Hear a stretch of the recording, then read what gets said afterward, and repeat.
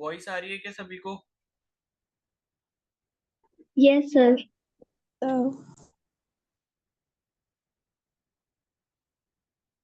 Good evening कशिश, good evening अखिला, good good evening कशिश, good evening कामिनी, good evening आदर्श। अच्छा, test के लिए मैंने कब के लिए बोला है? कल के लिए बोल रखा है क्या? Yes sir. Yes sir. ठीक है, तो प्लीज कल टेस्ट आप सभी लोग दे देना। और भाई इंग्लिश के क्लास में रेगुलर रहो, ठीक है? क्योंकि सिलेबस कम है इंग्लिश में। तो ये है कि इंग्लिश अगर आप उत्तराखंड यूपी का एग्जाम दे रहे हो, और सभी दे रहे हैं मेरे हिसाब से जहाँ तक है, तो भाई इंग्लिश के क्लास को सीरियसली ले लो, ठीक है? नहीं लोगे तो फिर तुम्हारा ही नुकसान है, क्योंकि फिजिक्स केमिस्ट्री बायो में सोचो कि बहुत अच्छे मार्क्स अगर स्कोर कर लोगे, तो ऐसा बिल्कुल भी नहीं है, ठीक है? बिकॉज इंग्लिश में क्या है, लाइक थोड़ा सिलेबस है, तो आप रूल्स वगैरह पढ़ के एक अच्छा स्कोर कर सकते हो इंग्लिश में। फिजिक्स केमिस्ट्री बायो तो जो चल रहा है वो चल रहा है, ठीक है, लेकिन इंग्लिश को हल्के में मत लो, क्योंकि रैंक अच्छी यही लेकर आएगा, इंग्लिश और नर्सिंग एप्टीट्यूड, ठीक है? तो मॉर्निंग में हमने कौन से टेंस तक पढ़ लिया था?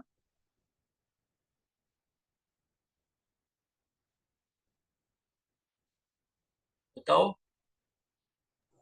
Future continuous. फ्यूचर कॉन्टिन्यूस तक पढ़ लिया था, ठीक है? तो अब हम पढ़ेंगे फ्यूचर परफेक्ट के बारे में,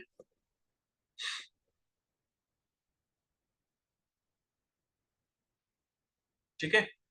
तो फ्यूचर परफेक्ट का मतलब वैसे ही है जैसे आपने अभी प्रेजेंट परफेक्ट और पास्ट परफेक्ट पढ़ा, मतलब कि काम खत्म होने की बात आप कहोगे, यानी कि फ्यूचर में अगर कोई काम खत्म हो रहा होगा तो उसके बारे में अगर बात कर रहे होगे, तो आप फ्यूचर परफेक्ट में कहोगे, ठीक है?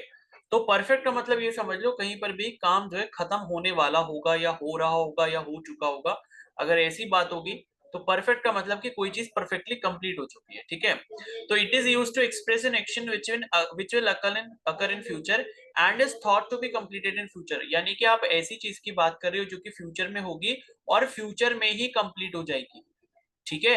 यानी कि जैसे आपने कहा कि भाई इस साल जो है मुझे एक गवर्नमेंट कॉलेज मिल जाएगा और 4 साल में मेरी ग्रेजुएशन पूरी हो जाएगी, तो ये जो सेंटेंस है वो आप किस में लिखोगे? फ्यूचर परफेक्ट में लिखोगे। मतलब ये कि आप एक सेंटेंस की वो बात कर रहे हो जो कि फ्यूचर में होने वाला है, और फ्यूचर में ही क्या हो जाएगा? वो कंप्लीट हो जाएगा। तो it is often use with a time expression, आपको टाइम यहाँ पर इंक्लूड करना पड़ता है। जैसे मैंने अभी बोला कि भाई इस साल आप जो है इस साल आपको कॉलेज मिल जाएगा और आपकी ग्रेजुएशन 4 साल में पूरी हो जाएगी, तो आपको ये बताना पड़ेगा कि 4 साल में हो जाएगी या 2028 तक हो जाएगी, या जो भी चीज है, ठीक है? तो टाइम आपको एक्सप्रेस करना पड़ेगा। तो जैसे टाइम कैसे एक्सप्रेस करते हैं? बाय देन, यानी कि उस समय तक, या बाय दैट टाइम, ठीक है? और बाय मिडनाइट यानी कि आधी रात तक, by the end of the year यानी कि इस साल के खत्म होते होते, ठीक है? जैसे एग्जांपल है, I will have reached Delhi by midnight, ठीक है? अब ध्यान यहाँ पर ये रखो कि ये जो सेंटेंस का स्ट्रक्चर है उसमें आपका सबसे पहले सब्जेक्ट आएगा, उसके बाद क्या आएगा? विल हैव आएगा, ठीक है? उसके बाद क्या आएगा? वर्ब की सेकंड फॉर्म आएगी या थर्ड फॉर्म आएगी? थर्ड फॉर्म आएगी, ठीक है, थर्ड फॉर्म आएगी। और उसके बाद क्या आएगा? ऑब्जेक्ट आएगा। तो subject plus will have plus verb की थर्ड फॉर्म प्लस ऑब्जेक्ट, ये आप किस में इस्तेमाल करोगे? फ्यूचर परफेक्ट में करोगे। तो ये हो गया, आई will have reach Delhi by midnight, यानी कि मैं दिल्ली जो है आज रात तक पहुंच चुका होगा, ठीक है? ये इस सेंटेंस का मतलब हुआ। तो बात आप फ्यूचर की कर रहे हो, यानी कि आज रात की बात कर रहे हो, यानी कि वो रात आने वाली है, और आप ये बता रहे हो कि उस रात तक, मतलब आज की रात तक जो है मैं ये काम कर चुका हूंगा, ठीक है? तो ये काम जब मेरा पूरा हो चुका होगा उसके बारे में आप बता रहे हो एडवांस में, तो ये आपके सब किस में आते हैं? फ्यूचर परफेक्ट में आएंगे, ठीक है? जैसे और एग्जांपल यहाँ पर हो गए, she will have finished the work by Wednesday, उसने अपना जो काम है वो वेडनेसडे तक खत्म कर लिया होगा, ठीक है? आप ऐसी एजम्पशन लगा रहे हो। I will have left for home by the time he gets up, यानी कि मैंने जो है मैं घर से निकल चुका होगा जब वो उठेगा, या जब तक वो उठ रहा होगा उससे तब तक जो है मैं घर छोड़कर जा चुका हूँ। उसके बाद you will have started a job, तुम अपनी जॉब को शुरू कर चुके होगे, ठीक है? तो चुका होगा, चुके होंगे, ये आपकी सब किस में आएंगे? फ्यूचर परफेक्ट में आएंगे। इसी से आप नेगेटिव सेंटेंस भी बना सकते हो, उसके लिए आपको विल नॉट हैव का इस्तेमाल करना पड़ेगा। और एग्जांपल यहाँ पर है, she will have finished the work, ठीक है? तो ये तो कर ही लिया। इंटेरोगेटिव में क्या हो जाएगा? आपका क्वेश्चन वाले जो सेंटेंसेस है इसमें आपका हेल्पिंग वर्ब पहले आ जाएगा। जैसे विल, विल पहले आ जाएगा, ठीक है। Will she have finished the work by Wednesday, क्या उसने अपना काम वेडनेसडे तक पूरा कर लिया होगा, ठीक है, या क्या वो अपना काम वेडनेसडे तक पूरा कर लेगी, ठीक है। तो ये हो गया। Will I have left for home by the time he gets up, मतलब जब तक वो उठेगा क्या मैं घर छोड़कर जा चुका होऊंगा, ठीक है। तो ये सारे आपके क्या हो गए, इंटेरोगेटिव सेंटेंसेस हो गए जिसमें क्वेश्चन पूछते हो आप। अब यूज क्या क्या है, यूज पहला है इसमें completed action before something in the future, यानी कि किसी कोई एक्शन जो है वो आपका कंप्लीट हो चुका है किसी चीज से पहले फ्यूचर में, ठीक है। तो एग्जांपल है, by next November I will have received my promotion, अगले नवंबर तक मैं अपना प्रमोशन रिसीव कर चुका हूंगा, ठीक है। उसके बाद है, will she have learned enough English to communicate before she moves to New York, क्या उसने इतनी इनफ इंग्लिश सीख ली होगी ताकि वो बात कर सके जब वो न्यूयॉर्क जा रही होगी या न्यूयॉर्क के लिए जा रही होगी, यानी कि तब तक क्या उसने इंग्लिश में बात करना सीख लिया होगा या इतनी इंग्लिश सीख ली होगी ताकि वो बात कर पाए। तो bye the time I finish this course eight pinnacle I will have perfected my English, जब तक मैं पिनिकल में इस कोर्स को खत्म करूंगा मैंने अपनी इंग्लिश में बहुत अच्छा सुधार लेकर आ चुका हूँ, ठीक है। तो ये सब इमेजिनेशन वाली जितनी भी बातें हैं ना कि मैं ऐसा कर चुका हूँ, ठीक है, मैं ये कर चुका हूँ, तो मतलब ये आपके किस में आएंगे, फ्यूचर परफेक्ट में आएंगे, ठीक है। और बस यही इंपॉर्टेंट है यहाँ पर, फ्यूचर परफेक्ट हो गया। इसके बाद हमारा लास्ट टेंस बचा है जो कि है फ्यूचर परफेक्ट कॉन्टिन्यूस, ठीक है। तो फ्यूचर परफेक्ट कॉन्टिन्यूस क्या मुझे बता सकता है कोई, अगर हमने इतने सारे सेंटेंसेस पढ़ लिए हैं और परफेक्ट कॉन्टिन्यूस भी पढ़ लिए तो मुझे कोई बता सकता है एक आइडिया लगा के कि फ्यूचर परफेक्ट कॉन्टिन्यूस में किस टाइप के सेंटेंसेस होते होंगे, बताओ।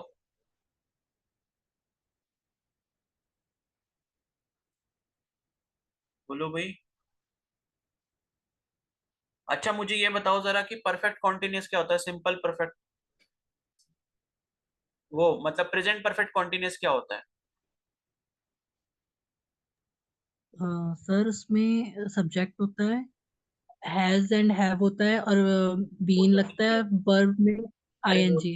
वो स्ट्रक्चर तो ठीक है, मुझे ये बताओ कि प्रेजेंट परफेक्ट में जो टेंस मतलब प्रेजेंट परफेक्ट कॉन्टिन्यूस जो होता है उसका कोई एग्जांपल दो मेरे को सेंटेंस का, हिंदी में बता दो।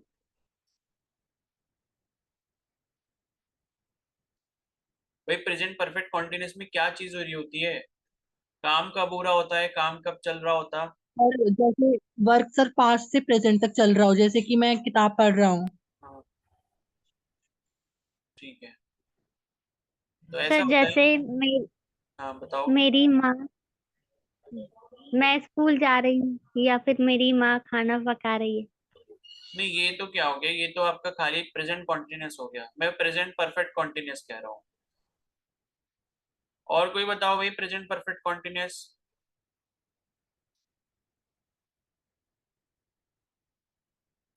रिवीजन ही नहीं कर रहे हो, कहाँ से पता होगा। सर जैसे क्लास 1 घंटे से चल रही है। हाँ ठीक है, तो भाई कोई भी काम आपका पहले शुरू हो चुका है लेकिन वो अभी भी चल रहा है, देखो यहाँ पर दिखाता हूँ मैं कहाँ पढ़ा था, ये है प्रेजेंट परफेक्ट कॉन्टिन्यूस, ठीक है। तो कोई काम, ये देखो यहाँ पर लिखा है, when an activity began in the past, कोई काम पहले शुरू हो चुका है एंड इज स्टिल गोइंग, और वो अभी भी चल रहा है। On at the time of speaking, जब आप उस चीज को बता रहे हो तो वो काम अभी भी चल रहा है, तो वो आपका आता है प्रेजेंट परफेक्ट कॉन्टिन्यूस में। भाई इसको रिवाइज कर लो, वेबसाइट आपको पता है कौन सी वेबसाइट है, कहाँ पर है ये नोट्स, तो इसी से पढ़ लो, कुछ नहीं भी करना है तो अपने नोट्स तो पता नहीं बना रहे हो कि नहीं बना रहे हो, मुझे नहीं पता। तो अब आ जाओ फ्यूचर परफेक्ट कॉन्टिन्यूस में। फ्यूचर परफेक्ट कॉन्टिन्यूस में अगर इसी के अकॉर्डिंग हम थोड़ा सा दिमाग लगाएं तो हम ऐसा कहेंगे, फ्यूचर परफेक्ट कॉन्टिन्यूस का मतलब क्या होगा कि फ्यूचर की हम बात कर रहे होंगे और ऐसे काम की बात कर रहे होंगे कि वो फ्यूचर में भी चल रहा होगा, लेकिन वो स्टार्ट हो सकता है प्रेजेंट में हो गया हो या फिर उससे पहले हो गया हो, ठीक है, लेकिन वो फ्यूचर में भी चल रहा होगा। जैसे यहाँ पर देखते हैं ये लिखा है, तो we use the future perfect continuous to show that something will continue up until a particular event or time in the future, यानी कि कोई चीज फ्यूचर में चल रही होगी, ठीक है। In future perfect continuous the duration stops at or before a reference point in the future, यानी कि फ्यूचर परफेक्ट कॉन्टिन्यूस में कोई भी काम तब रुकता है जब हम फ्यूचर के किसी पॉइंट के रेफरेंस पॉइंट की बात कर रहे होते हैं। जैसे एग्जांपल है, they will have been talking for over an hour by the by the time Thomas arrive. ठीक है, तो वो जो लोग हैं वो 1 घंटे 1 घंटे से ज्यादा जो है वो बात कर रहे होंगे, 1 घंटे से ज्यादा टाइम के लिए बात कर रहे होंगे, और जब जो है क्या आ जाएगा, थॉमस वहां पर पहुंच जाएगा। तो यहाँ पर जो सेंटेंस का स्ट्रक्चर है वो आपको यहाँ पर ध्यान रखना है। सबसे पहले सब्जेक्ट आएगा, उसके बाद विल या शैल हैव बीन आएगा, ठीक है, और उसके बाद जो है यहाँ पर वर्ब की फर्स्ट फॉर्म प्लस आईएनजी आएगा, और उसके बाद यहाँ पर क्या आएगा, ऑब्जेक्ट आएगा। ठीक है, तो ये है आपका सेंटेंस का स्ट्रक्चर। इसमें क्या आता है, विल हैव बीन आता है प्लस वर्ब की first form plus ING plus उसके बाद क्या आता है, ऑब्जेक्ट आता है। ठीक है, तो ये ध्यान रखना। और एग्जांपल देखते हैं यहाँ पर। जैसे दूसरा एग्जांपल है, she is going to have been working at that company for 3 years when it finally closes. ठीक है, तो ये बोल रहे हैं कि भाई वो जो है कंपनी में 3 साल तक काम कर रही होगी। फ्यूचर की बात है, फ्यूचर में वो काम चल रहा होगा, been working when it finally closes, जब तक वो कंपनी बंद नहीं हो जाती तब तक वो 3 साल के लिए काम कर रही होगी। James will have been teaching at the university for more than a year by the time he leaves for Asia. ठीक है, जेम्स जो है वो यूनिवर्सिटी में पढ़ा रहा होगा 1 साल से ज्यादा समय के लिए, यानी कि उसको 1 साल हो चुका होगा जब वो पढ़ा रहा होगा, और तब तक पढ़ाएगा जब तक वो एशिया के लिए बाहर नहीं चला जाता या एशिया नहीं चला जाता। How long will you have been studying when you graduate, तुम जो है कितनी पढ़ाई कर चुके होगे या कर रहे होगे, ठीक है, जब तुम ग्रेजुएट हो जाओगे। We are going to have been driving for over 3 days straight when we get to Anchorage. ठीक है, तो मतलब ये है कि हम जो है सीधा 3 दिन के लिए लगातार ड्राइव कर रहे होंगे जब हम एनकरेज तक पहुंचेंगे। तो ये इस टाइप के जो सेंटेंसेस होते हैं जिसमें आपको पता लगता है कि भाई कोई काम ऐसा है जो फ्यूचर में भी जाकर चल रहा होगा, लेकिन किसी रेफरेंस को लेते हुए आप उसको रोकने की बात कर रहे होगे। जैसे पहले सेंटेंस में थॉमस जब अराइव हुआ, थॉमस जब पहुंचा, तब वो बात खत्म कर चुके होंगे। दूसरे में क्या था, जब कंपनी क्लोज हो जाएगी तब उसको 3 साल हो रहे होंगे काम करते हुए। तीसरे में क्या था, जब वो एशिया के लिए बाहर जा रहा होगा तो उसको कम से कम 1 साल हो चुका होगा जब वो पढ़ा रहा होगा यूनिवर्सिटी में। अगला क्या था कि जब आप ग्रेजुएट हो चुके होगे तो आप कितना टाइम आप पढ़ रहे होगे। तो मतलब ये है कि कोई भी काम ऐसा है जो फ्यूचर में चल रहा होगा, लेकिन वो स्टॉप कब हो रहा होगा, एक रेफरेंस पॉइंट को मानते हुए। ठीक है, और ये इसके जो है यहाँ पर सेंटेंस के स्ट्रक्चर तक है। वैसे ये वाला जो टेंस है इतना ज्यादा पूछा नहीं जाता, फ्यूचर परफेक्ट कॉन्टिन्यूस बहुत ही कम पूछते हैं। बाकी के सेंटेंसेस सारे के सारे इंपॉर्टेंट है। ठीक है, तो अब मेरे को ये बताओ, किसी का कोई डाउट है टेंसेस में?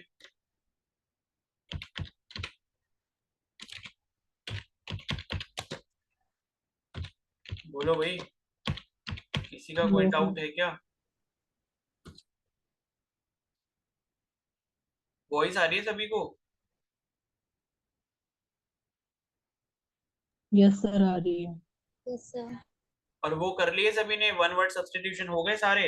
कुछ ही नहीं किए होंगे, एक दो ने बस। किस किस ने कर लिए? सर मेरे एक सेक्शन रह गया है। करो भाई उसे टाइम से फिर।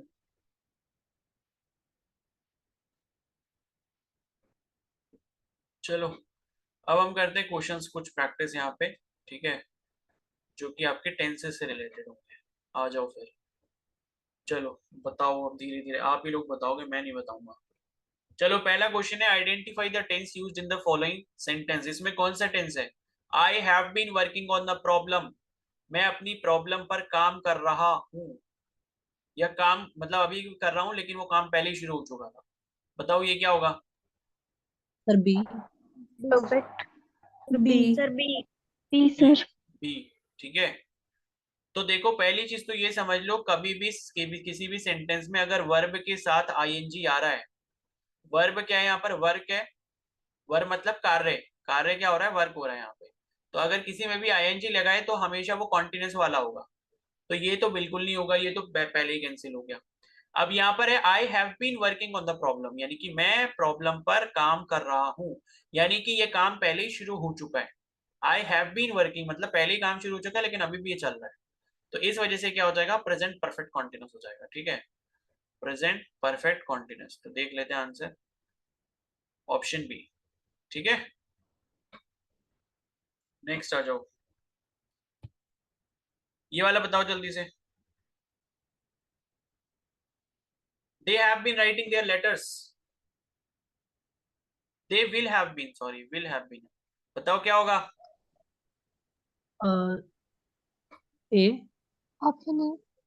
ऑप्शन ए सर होगा, ए। ठीक है। ऑप्शन ए होगा यहाँ पे। दे विल हैव बीन, अभी तो पढ़ के आए, विल हैव बीन किस में आता है? फ्यूचर परफेक्ट कॉन्टिन्यूअस में आता है।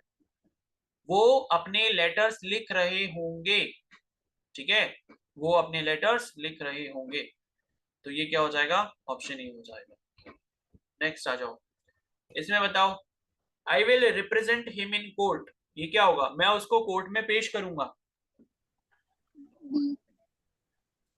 Sir B. बी। बी होगा, ठीक है। ये क्या आपका सिंपल फ्यूचर है, तो ये क्या हो जाएगा? बी हो जाएगा।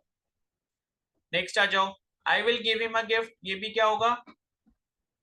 डी। डी हो जाएगा, ठीक है। उसके बाद आ जाओ, they are working on the project together, वो प्रोजेक्ट पर साथ में काम कर रहे हैं। डी। Present continue. डी हो जाएगा, ठीक है। प्रेजेंट की बात बी। हो रही है, काम अभी भी चल रहा है, ठीक है। अब ये बताओ, फ्यूचर सिंपल टेंस का इसमें से स्ट्रक्चर कौन सा वाला होता है? बताओ जरा।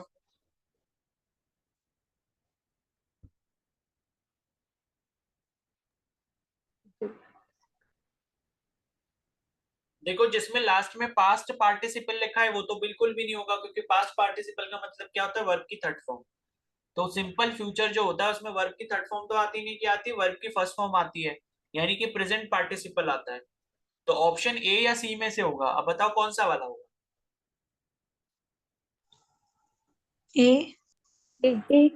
ए हो जाएगा, ठीक है। इसका ए हो जाएगा, क्योंकि आपने कुछ ऐसे भी सेंटेंसेस पढ़े थे ना, कि जैसे कि he is going to be the president, वो प्रेसिडेंट बनने जा रहा है, ठीक है। या मतलब ऐसे भी कुछ भी सेंटेंस ले लो, उसमें टू बी जब आप लगा देते हो तो वो क्या बन जाता है आपका? सिंपल फ्यूचर बन जाता है, या फ्यूचर सिंपल बन जाता है। ये वाला बताओ, शी स्पीक्स वेल, देखो वर्ब के साथ एस लगा हुआ है यहाँ पे। बी। बी हो जाएगा, ठीक है। सिंपल प्रेजेंट, आ गई बात समझ में? ये क्या हो गया? सिंपल प्रेजेंट हो गया, ठीक है। नेक्स्ट बताओ, she has eaten her food, उसने अपना खाना खा लिया। बी। डी होगा, बी। बी। बी होगा बी। का, बी। हाँ। ठीक है, तो ये बी हो जाएगा, ठीक है। अब अगर यहाँ पर लिखा होता शी एट हर फूड, तो क्या होता? ए। शी एट हर फूड अगर लिखा होता तो सिंपल पास्ट हो जाता, सिंपल क्योंकि सिंपल पास्ट में आपने पढ़ा है क्या आता है? वर्ब की सेकंड फॉर्म आती है, और जब भी हैज के साथ आपका क्या आएगा? वर्ब की थर्ड फॉर्म आएगी, तो क्या हो जाएगा? प्रेजेंट परफेक्ट हो जाएगा। She has eaten her food का मतलब ये है कि उसने अपना खाना जो है काफी टाइम पहले खा लिया। इसमें टाइम मेंशन नहीं करा गया। जब भी सिंपल पास्ट आपको दिया जाएगा तो उसमें टाइम के बारे में कुछ ना कुछ बोला जाएगा, जैसे she ate her food before 1 hour, या she ate her food today, या इन द मॉर्निंग, ऐसा करके कुछ भी देंगे। तो टाइम अगर दिया होगा, नियर आपके पास्ट की बात हो रही होगी, कुछ ही टाइम पहले अगर कोई चीज हुई है, तब आप सिंपल पास्ट इस्तेमाल करो। ये बताओ इसमें क्या आएगा फिलिंग द ब्लैंक्स में? I will help him if he, मैं उसकी मदद करूंगा अगर वो। आप। सी। बी। सी आएगा, ए। बताओ भाई क्या आएगा? अच्छा ये बताओ, ये टेंस कौन सा है? फ्यूचर। फ्यूचर कौन सा? फ्यूचर कौन सा भाई? Simple future. सिंपल फ्यूचर है। फ्यूचर। तो सिंपल फ्यूचर में क्या आता है? वर्ब की फर्स्ट फॉर्म आती है, क्या उसमें एस या ई एस लगाते हैं? नो सर, ए होगा। ए ही होना चाहिए ए। वैसे तो। नहीं, ए गलत है, इसमें सी ही होगा, ठीक है। होगा। सी ही होगा इसमें, क्योंकि देखो यहाँ पर क्या है ना, इसमें सेंटेंस दो पार्ट्स में बटा हुआ है आपका। आई विल हेल्प हिम, ये आपका सिंपल फ्यूचर में, और इफ ही के आगे जो आएगा ये आपका बनेगा सिंपल प्रेजेंट में। अगर वो पूछता है, इफ ही आस्क, ठीक है, तो एस लगेगा उसमें। तो आधा सेंटेंस उसमें सिंपल फ्यूचर में लगेगा, और आधा जो इसमें है वो सिंपल प्रेजेंट में लगेगा। तो ये चीज ध्यान रखना, ठीक है। ऐसी फिलिंग द ब्लैंक्स आपके उसमें पूछे जाएंगे पेपर में। अब बताओ यहाँ पर, द वॉर डैश इन 1939, यानी कि समय बता दिया गया और ये भी बता दिया गया कि कोई चीज पास्ट में हुई है, तो क्या आएगा यहाँ पे? डी। डी डी आएगा। D the war started in 1939, कौन सा टेंस बनेगा यहाँ पे? पास्ट पास्ट कौन सा? Past past past perfect past perfect कैसे बनेगा? इसमें ये तो बताया नहीं ना कि वॉर पास्ट खत्म सिंपल कब हुआ था। सिंपल पास्ट सिंपल पास्ट बनेगा यहाँ पे, ठीक है, सिंपल पास्ट। अगर ये बता दिया होता कि वॉर पहले 1939 में शुरू हुआ और खत्म भी उसी टाइम हो गया, या उससे 2-4 साल बाद हुआ, वो भी पास्ट की बात होती, तब आपका पास्ट परफेक्ट आता। ठीक है, तो ये क्या हो जाएगा? स्टार्टेड हो जाएगा। चलो अब आ जाओ सेकंड इस पे पेज पे। तो ये क्वेश्चंस आपको मैं जितने अभी करा रहा हूँ क्लास में उतने हो जाएंगे, बाकी जितने जो बचेंगे सेक्शन 12 तक वो सारे आप करोगे। ठीक है, इनको प्रैक्टिस ऐसे ही करना है, टिक मार्क लगा के देखना। क्योंकि देखो अब ये करना आसान है, वन वर्ड सब्स्टिट्यूशन थोड़ा टफ था, क्योंकि उसमें आपको मैंने बोला था कि भाई ऑप्शंस के बारे में भी पढ़ लेना, ऑप्शंस भी इंपॉर्टेंट है। इसमें बस आप प्रैक्टिस करते जाओगे, और जो क्वेश्चन नहीं आएगा, जो क्वेश्चन समझ में नहीं आएगा आपको, उसका स्क्रीनशॉट लेके ग्रुप में भेज दोगे। ठीक है, तो प्रैक्टिस जितना करोगे उतने अच्छे मार्क्स आएंगे। अब यहाँ पर देखो, वी सरप्राइज का कोई भी हमें फॉर्म लगाना है eight the news of a defeat, यानी कि हमने सी जो उसको चौंका दिया उसके हारने पर, तो क्या आएगा? सी सी आएगा। ठीक है, we were surprise at the news of our defeat, यानी कि उसके हारने पर जो है हम चौंक गए। ठीक है, या मतलब उसके हार की जो वो थी, मतलब उसके जो हार का खबर समाचार था उस पर क्या हो गए? हम चौंक गए। ठीक है, या मतलब हम क्या बोलते हैं, वी वर सरप्राइज मतलब चौंक गए, मतलब हमें बिलीव ही नहीं हो पाया। ठीक है, तो ऑप्शन सी जो है वो आपका राइट आंसर हो जाएगा। तो we were surprise at the news of a defeat, यानी कि उसके हार के समाचार से हम लोग चौंक गए। उसके बाद ये बताओ, most animals in the zoos dash in captivity, captivity का मतलब होता है बंद करके रखना।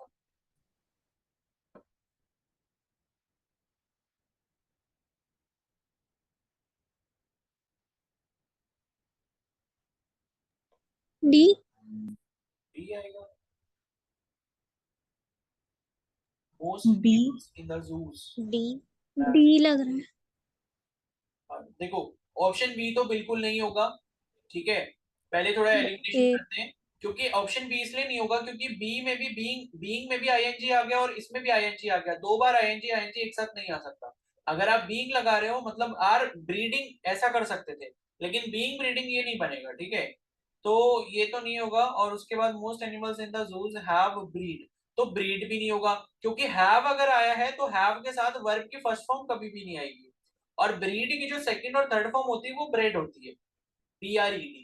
तो ब्रीड जो है वो फर्स्ट फॉर्म है और वो हैव के साथ बिल्कुल भी नहीं आ सकती, तो पहला भी नहीं होगा और दूसरा भी नहीं होगा।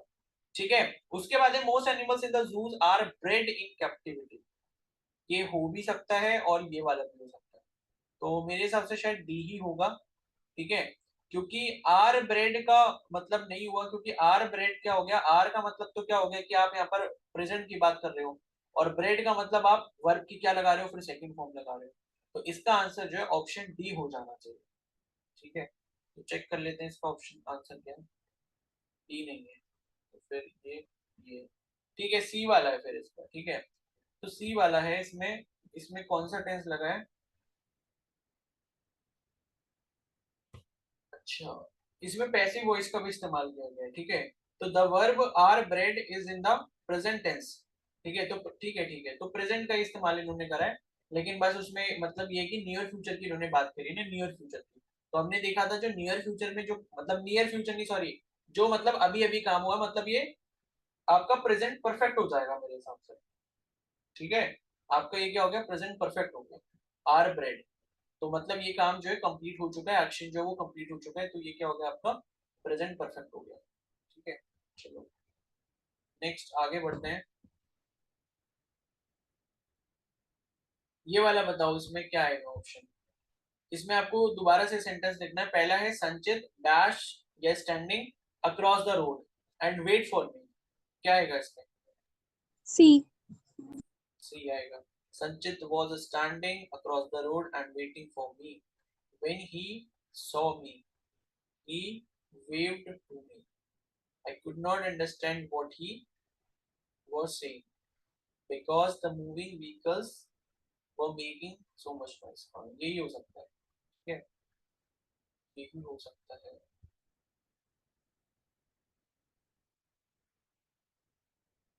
ठीक है, तो ये आपका करेक्ट आंसर होगा। ओके, ये वाला बताओ। I dash very tired so I lay down to, ये तो बहुत आसान है। C. was C. was C. क्या आएगा? C was. C. वॉज आएगा, लेकिन इन्होंने देखो ना लास्ट में क्या दे रखा है, ये क्या दिया है? B. B. डी होना चाहिए इसका। I have been very tired, मैं बहुत थक चुका था। तो सर फिर was आना चाहिए। वॉज आना चाहिए, तो फिर चेक कर लेते हैं। I was very tired, so I lay down. चलो चाहिए फिर वॉज। ठीक है चलो फिर, I was very tired so I laid down on the bed and went to sleep. I was very tired आपका क्या हो गया, सिंपल पास्ट हो गया। So I laid down on the bed, मैं लेटा और फिर सो गया, ये भी आपका पास्ट में हो गया। ठीक है, चलो फिर। तो पता नहीं है बी क्यों लिखा था इन्होंने,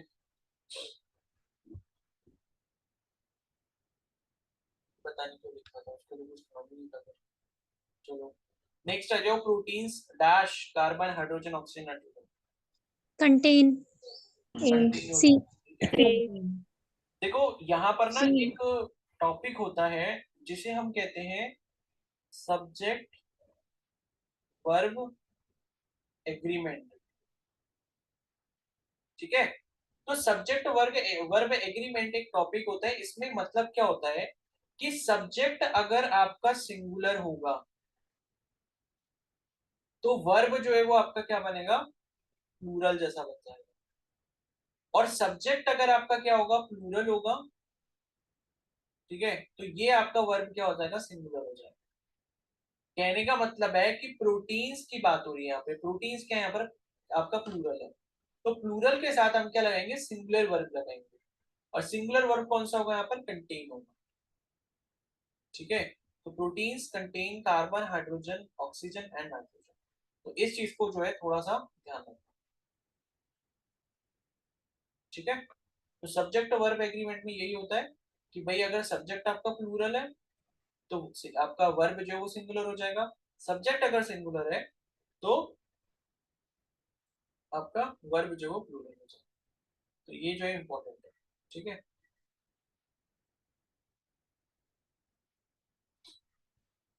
चलो नेक्स्ट आते हैं। ये बताओ, when we heard the good news we were dash, जब हमने अच्छी खबर D. सुनी, Delighted. डिलाइटेड। D. ठीक है, तो जब हमने अच्छी खबर सुनी हम बहुत खुश थे। ठीक है, तो क्या हो जाएगा, डिलाइटेड, क्योंकि ये आपकी पास्ट की बात हो रही है। अच्छी खबर आपने तब सुनी थी और खुश भी आप तभी हुए थे, तो कौन सा टेंस हो जाएगा ये,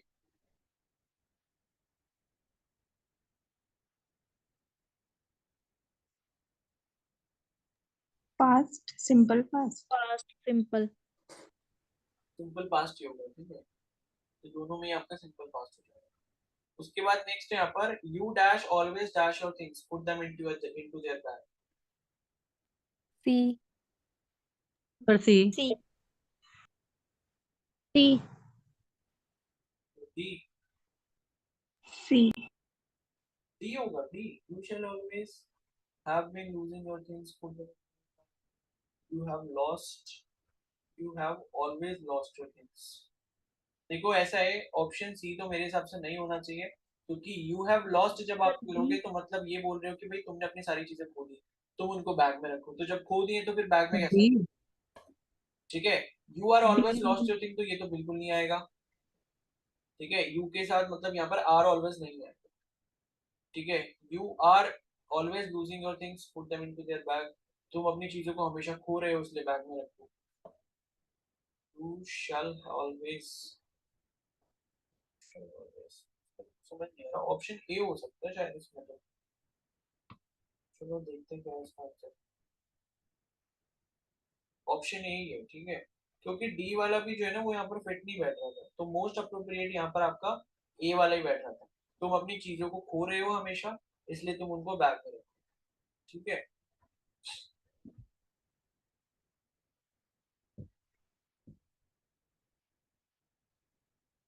चलो ये वाला बताओ, ये वाला बताओ. He speaks as the one who dash.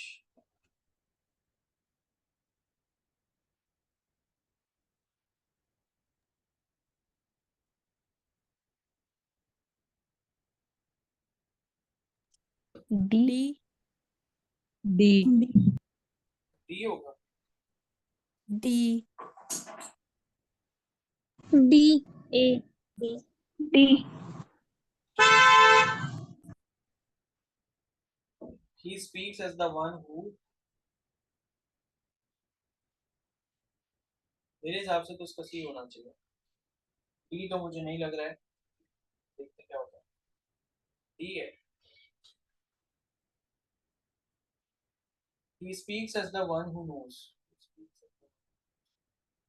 वो मतलब वो पता नहीं, तो सेंटेंस का मतलब ही नहीं समझ आ रहा. वो उसकी तरह बोलता है जिसे पता है. बहुत ही कंफ्यूजिंग सेंटेंस. ये वाला बताओ. Jose cat dash into the river yesterday. अब यस्टरडे की बात हो रही है. A. होगा, ठीक है. और सेंटेंस कौन सा होगा ये? Simple past. सिंपल पास्ट होगा. Simple past. ठीक है. जब भी आपको टाइम फ्रेम बताया होता है पास्ट का, ठीक है, तो आप सिंपल पास्ट इस्तेमाल करते हो और उसमें क्या आती है? वर्ब की सेकंड फॉर्म आती है. तो जोस कैट फेल. और फेल मतलब फॉल, फेल, फॉलन. ये होता है फर्स्ट फॉर्म, सेकंड फॉर्म और थर्ड फॉर्म. ठीक है. तो ये आपने ध्यान रखना है. तो ये आप जो है क्वेश्चन प्रैक्टिस कर लोगे. इसके कितने क्वेश्चन दिए हैं यहाँ पर? टोटल आपको सेक्शन 12 दिए हैं और एक में मेरे हिसाब से 100 के आसपास क्वेश्चन होंगे. देखो लास्ट में आपके पास 100 तक क्वेश्चन होंगे यहाँ पे. देख लो. तो टोटल 100 क्वेश्चन है. अगर करना चाहो तो भाई इसके 1200 क्वेश्चन कर सकते हो. 1200 अगर नहीं भी करने तो कम से कम 300-400 क्वेश्चन तक तो कर ही लो, ताकि टेंसेस की अच्छी प्रैक्टिस हो जाए. पांच मतलब सेक्शन 5 तक जरूर कर लेना सभी लोग. ठीक है. और इसी के बेसिस पर मैं आपको वो बताता हूँ क्लोज टेस्ट. क्लोज टेस्ट जो होते हैं वो इसी के बेसिस, या एरर्स दिखाता हूँ एक बार आपको.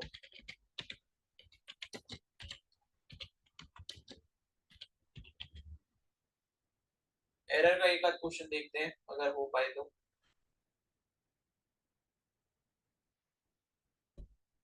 चलो ये सीनियर 2 वाला तो छोड़ो.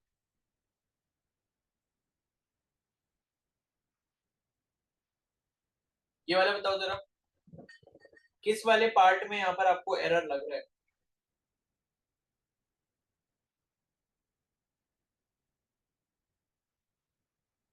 सर ए. ए में कैसे होगा भाई? इसका सेंटेंस का मतलब तो ये हो ना, ये वही था जो क्लास में भागते हुए आ रहा था. Sir, E. It was him who came running into the classroom. वो वही था जो क्लास में भागता हुआ आया.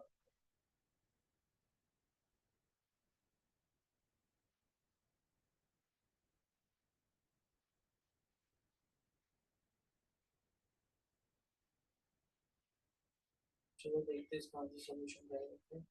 ऑप्शन यही दिया है या? अच्छा ठीक है ठीक है. इट वाज हिम नहीं होगा, इट वाज ही होगा.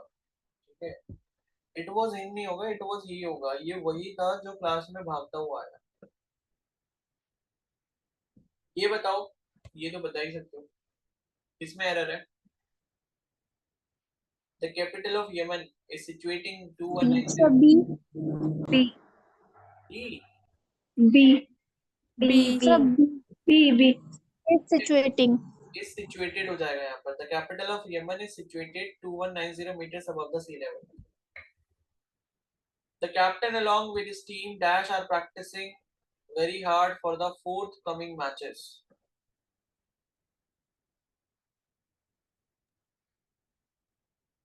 कैप्टन जो है वो अपनी टीम के साथ कड़ी मेहनत कर रहे हैं आगे आने वाले मैचेस के लिए.